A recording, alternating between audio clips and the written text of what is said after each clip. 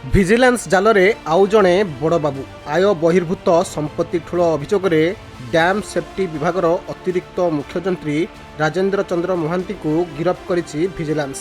ଗିରଫ ପରେ ତାଙ୍କୁ କୋର୍ଟ ଚାଲାଣ କରାଯାଇଛି। ରାଜେନ୍ଦ୍ର ନିଜ ବୈଧ ଆୟର 241 ଗୁଣ ଅତିରିକ୍ତ ଆୟ କରିଥିବା ଭିଜିଲାନ୍ସ ତଦନ୍ତରୁ ଜାଣିବାକୁ ପାଇଛି।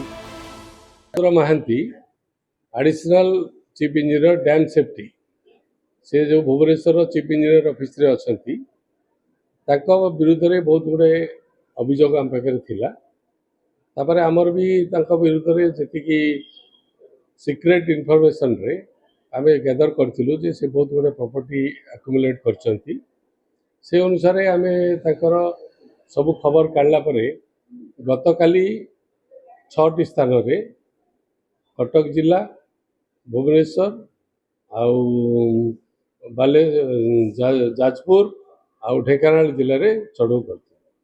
6ଟି ଜାଗା ଚଢ଼ଉ କଲା ପରେ ଆମେ ତାଙ୍କର ପ୍ରାୟ ଆୟ ବହିର୍ଭୂତ ସମ୍ପତ୍ତି କହିବାକୁ ଗଲେ 8ଟି ହାଇ ଭ୍ୟାଲ୍ୟୁ ପ୍ଲଟ୍, 2ଟା ଆଲିସାନ ବାଙ୍ଗଲୋ, ଗୋଟେ ଅଛି ଭୁବନେଶ୍ୱରରେ, ଆଉ ଗୋଟେ ଫାର୍ମ ହାଉସ୍ ୱିଥ୍ ବାଙ୍ଗଲୋ ଥିଲା ଢେଙ୍କାନାଳରେ।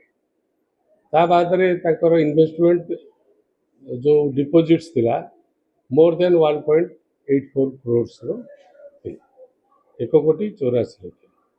ଆଉ ତା ବାଦରେ ତାଙ୍କର 3ଟି ଟୁ ହ୍ୱିଲର ଥିଲା, 2ଟା ଟୁ ହ୍ୱିଲର, 2ଟା ଫୋର୍ ହ୍ୱିଲର ଗାଡ଼ି ଥିଲା। ଚଢ଼ାଉ ବେଳେ ଗୋଟିଏ ଆଲିସାନ ବଙ୍ଗଳା, ଏକ ଫାର୍ମ ହାଉସ୍, 8ଟି ଅତି ମୂଲ୍ୟବାନ ପ୍ଲଟ୍, 1,81,00,000 ଟଙ୍କାର ଜମା, 6,23,000 ଟଙ୍କା, 2ଟି 4 ଚକିଆ ଗାଡ଼ି ଜବତ ହୋଇଛି। ଏହି ସଉକିଆ ଇଞ୍ଜିନିୟର ଜଣକ ଗତ 3 ବର୍ଷ ମଧ୍ୟରେ 14 ଲକ୍ଷ ଟଙ୍କାର ବିମାନ ଟିକେଟ୍ କରି ବୁଲାବୁଲି କରିବା ସହିତ ଶତାଧିକ ସୌଖିନ ଦାମିକା ଚଷମା ବ୍ୟବହାର କରୁଥିବା ଭିଜିଲାନ୍ସ ତଦନ୍ତରୁ ଜଣାପଡ଼ିଛି। କଟକରୁ ଆରିତ କୁମାର ମହାପାତ୍ରଙ୍କ ରିପୋର୍ଟ, ଖବର ଓଡ଼ିଶା।